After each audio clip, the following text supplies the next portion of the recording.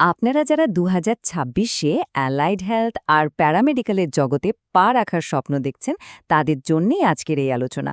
স্বপ্নটা তো দারুণ, কিন্তু স্বপ্ন পূরণের রাস্তাটাও তো ঠিকঠাক জানা চাই, তাই না? একদম চিন্তা করবেন না, চলুন আজকে আমরা একসাথে বসে আপনাদের প্রস্তুতির পুরো ম্যাপটা বানিয়ে ফেলি, একেবারে শুরু থেকে শেষ পর্যন্ত। এই প্রশ্নটা কিন্তু প্রায় সবার মনেই ঘোরে। ডাক্তার না হয়েও কি হেলথ কেয়ার সেক্টরে একটা ভালো কেরিয়ার বানানো যায়?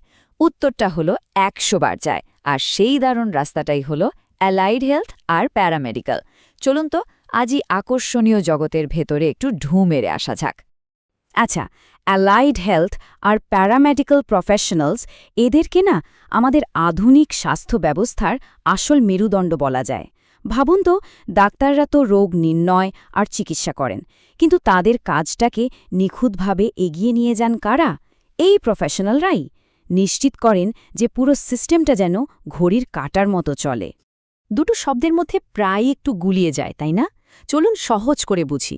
অ্যালাইড হেলথ হলো হাসপাতালের ভেতরের শক্তি, মানে ধরুন ল্যাবের রোগ নির্ণয় করা বা ফিজিওথেরাপি দেওয়া। আর প্যারামেডিক্যাল হলো হাসপাতালের বাইরের ফার্স্ট রেসপন্ডার, মানে যারা অ্যাম্বুলেন্সে করে জরুরি অবস্থায় ছুটে যান। একজন ভেতরের স্তম্ভ আর একজন বাইরের রক্ষক, দুটোই কিন্তু স্বাস্থ্যসেবার জন্য সমান গুরুত্বপূর্ণ। তো প্রশ্ন হল, কেন এই ফিল্ডটা বাঁচবেন? দেখুন, কারণগুলো কিন্তু খুব সলিড। প্রথমত, দেশে বিদেশে এর চাহিদা এখন তুঙ্গে।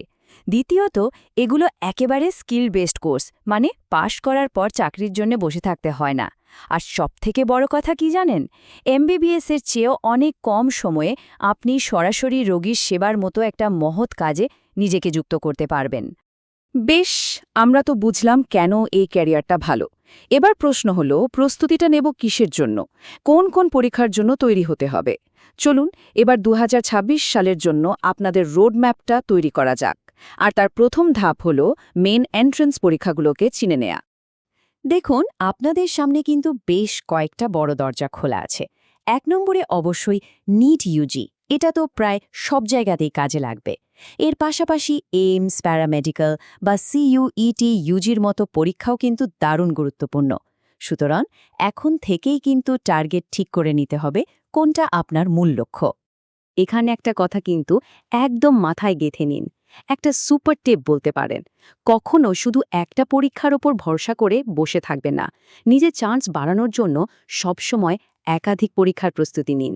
এটা একটা স্মার্ট মুভ, কারণ একটাতে যদি কোনো কারণে একটু এদিক ওদিক হয়েও যায়, অন্য অপশনটা তো হাতে থাকবে। দারুণ! আমরা আমাদের টার্গেট ঠিক করে ফেলেছি। এবার চলুন শত্রুকে ভালো করে চিনে নিই, মানে পরীক্ষার প্রশ্নপত্রটাকে একটু কাটাছেঁড়া করে দেখা যাক। কোন সাবজেক্ট থেকে কি আসে, প্রশ্নের ধরন কেমন হয়, এই সেকশনে আমরা কোয়েশ্চেন পেপারের কোডটা ডিকোড করব।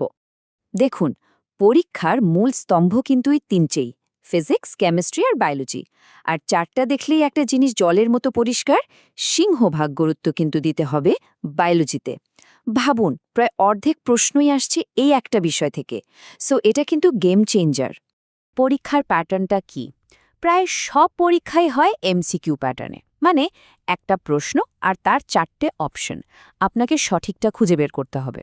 কিন্তু খেলাটা এখানেই, শুধু উত্তর জানলে হবে না, স্পিডে উত্তর দিতে হবে। আর একটা বড় ফাঁদ হলো নেগেটিভ মার্কিং, মানে ভুল উত্তরের জন্য নম্বর কাটা যাবে, তাই আন্দাজে উত্তর দেওয়া কিন্তু একদম চলবে না। তো এতক্ষণ তো আমরা পরীক্ষার 7-17 জানলাম। এবার আসল কথায় আসি। চলুন, মানে সেই উইনিং স্ট্র্যাটেজিটা কি হবে, কিভাবে এগোলে সাফল্য প্রায় নিশ্চিত। চলুন এবার আমরা ধাপে ধাপে প্রস্তুতির সে মাস্টার প্ল্যানটা দেখে নিই। সাফল্যের জন্য মাত্র 4টে মন্ত্র একদম মাথায় গেঁথে নিন। 1 নম্বর, আপনার প্রস্তুতির বাইবেল হবে এনসিইআরটি বই, এর বাইরে কিছু নেই। 2, একটা জমাট স্টাডি রুটিন বানান আর সেটা রোজ ফলো করুন। 3, নিজেকে তৈরি করার সেরা উপায় হলো মক টেস্ট, যত পারবেন দিন। আর 4 নম্বর, স্মার্ট রিভিশন, নতুন পড়ার থেকে যা পড়েছেন তা মনে রাখাটা বেশি জরুরি। এই কথাটা কিন্তু 100% সত্যি। পরীক্ষার আগের কয়েকটা মাস নতুন কিছু পড়ার থেকে অনেক বেশি জরুরি হলো যা পড়া হয়ে গেছে সেটাকে বারবার ঝালিয়ে নেওয়া। মনে রাখবেন, রিভিশনে কিন্তু আপনার কনফিডেন্সকে একদম তুঙ্গে নিয়ে যাবে। প্রায় সবাই এই প্রশ্নটা করে, কটা মক টেস্ট দেওয়া উচিত? দেখুন, বিশেষজ্ঞরা বলেন ফাইনাল পরীক্ষার আগে অন্তত ২০ থেকে ৩০টা মক টেস্ট দেওয়াটা মাস্ট। কেন? কারণ এতে পরীক্ষার হলের ভয়টা কেটে যায় আর টাইম ম্যানেজমেন্টটা একেবারে হাতের মুঠোয় চলে আসে। আচ্ছা, কি করলে চলবে তা তো জানলাম। এবার জেনে নিন কোন ভুলগুলো একদমই করা চলবে না। এগুলো হলো কমন মিস্টেক, যেমন মক টেস্ট না দেওয়া, এনসিইআরটি বইকে অবহেলা করা, টাইম ম্যানেজমেন্টের দিকে নজর না দেওয়া আর যথেষ্ট পরিমাণে এমসিকিউ প্র্যাকটিস না করা। এই ফাঁদগুলো এড়িয়ে চলতে পারলেই কিন্তু আপনি বাকিদের থেকে অনেকটাই এগিয়ে যাবেন। প্রস্তুতি তো হলো, কিন্তু আসল লড়াইটা তো পরীক্ষার ওই কয়েক ঘন্টায়, তাই না? শুধু ভালো প্রিপারেশন থাকলেই হয় না, পরীক্ষার দিনের টেনশনটাকেও সামলাতে জানতে হয়। চলুন এবার আমরা কথা বলবো কিভাবে পরীক্ষার হলে মাথা ঠান্ডা রেখে নিজের ১০০% দেওয়া যায়। পরীক্ষার দিনের জন্য এই চেকলিস্টটা মনে রাখুন, খুব কাজে দেবে। আগের রাতে ভালো করে ঘুমোনো চাই। সকালে একদম রিল্যাক্সড হয়ে সেন্টারে একটু আগে পৌঁছান। প্রশ্নপত্র পেয়েই হুটুপাটি না করে সহজ প্রশ্নগুলো আগে করে ফেলুন। আর হ্যাঁ, ঘড়ির দিকে কিন্তু খেয়াল রাখতেই হবে। ব্যাস, এই কয়েকটা জিনিস মাথায় রাখলেই হবে। পরীক্ষা তো হয়ে গেল, আর আশা করি সফলও হলেন। এরপর কিন্তু একটা দারুণ ভবিষ্যৎ আপনাদের জন্য অপেক্ষা করছে। চলুন একবার উকি দিয়ে দেখি এই কোর্সগুলো শেষ করার পর আপনাদের জন্য কেরিয়ারের কোন কোন দরজা খুলে যাচ্ছে। কাজের সুযোগের কিন্তু কোনো অভাব নেই। হাসপাতাল বা ক্লিনিক তো আছেই, তাছাড়াও ডায়াগনস্টিক ল্যাব, এমার্জেন্সি সার্ভিস, এমনকি রিসার্চের দিকেও যাওয়া যায়। আর সবচেয়ে মজার ব্যাপার কি জানেন? আপনারা চাইলে নিজেরাও কিন্তু উদ্যোগী হতে পারেন। যেমন ধরুন একটা ডায়াগনস্টিক ল্যাব খুললেন। মানে আপনার সামনে দুটো রাস্তা খোলা থাকছে, চাকরি অথবা নিজে কিছু করা। চাকরিতে ঝুঁকি কম, একটা নিশ্চিত আয় আছে।